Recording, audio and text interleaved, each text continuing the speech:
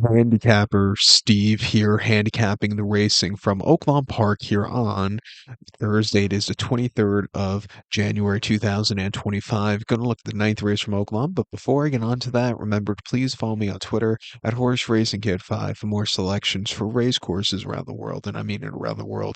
Let's look at the ninth race from Oaklawn, which is a very good race here. A rescheduled card from this previous Monday. It is the Byerley Turk Overnight Stakes, going for a purse of $145,000, race for 4-year-olds and upwards here. We have a field of 9 horses going the distance of ground of 1,200 meters or 6 furlongs on the main track. Top selection here. Gonna take the 7 horse of a Revolution. I'm gonna go 7-5-2-8 in the superfecta. 7-5-2-8 super. Top selection 7 horse of a Revolution. 6-year-old horse by McLean's Music. Savvy Joseph Jr. trains. Fernando Yara gets to mount. They ran the horse most recently on the 7th of December at Oaklawn, 6 furlongs in the Ring the Bell Stakes, second off the bench, second off the long refreshing, and he finished fourth by 3 3/4 lengths that day, and he just kind of stalked that day. The winner, Happiest Choice, just had the jump on him, but making his return to the race in a little bit of time, I didn't think it was a half bad race. Coming here second or third off the bench, the long bench, second off the recent bench, I think he could find a trip to win here today. Off the just under 2 year refreshing it at Goldstream, 6.5 off 6-2 claimer. He returned to the race as a winner, winning by a half a length that day from a tracking trip. He didn't get out of the gate so clearly, but after that, he stalked. He was a little bit wide late, but he flew home clear.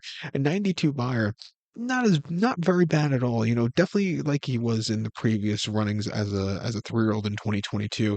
His previous race was the Perryville 22 at Keelan over the 7 furlongs, and he finished sixth by 20 lengths behind Knight that day and hoisted gold. Some decent horses. He was dueling and then just crumbled. He just wasn't getting into it. His Gallant Bomb before that, Parks going sixth in the fall of 22 wasn't bad at all. We finished second by a half length, gaining a lot of ground. And then his Robert Hilton Memorial Charlestown in that summer, he had a decent second place finish again that day. If you look through his 3-year-old form, he had one winner in all of his 3-year-old races that actually came in an optional 75 at Gulfstream, going 6.5 in June of 22. When he made 3 3/4 lengths from a tracking trip, he really took off clear.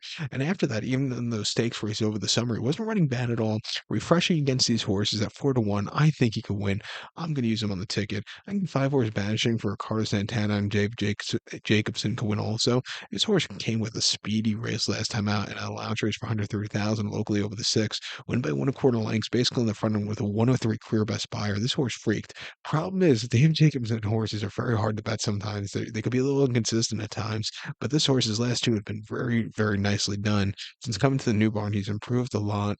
I'm going to give him a shot here today, back to sticks off some decent runs, but I do think Up of Revolution is a very likely winner also. It's a very good feature for a Thursday afternoon. Let's recap my selection for the ninth from Oaklawn. It is the Beverly Turk Stakes. Going to take the 7 horse of a Revolution. Give kudos to the 5 horse Banishing. 7-5-2-8 Super. 7-5 in the multi race. So collect one. Please follow me on Twitter at Horse Racing Kid 5. Good luck, everybody.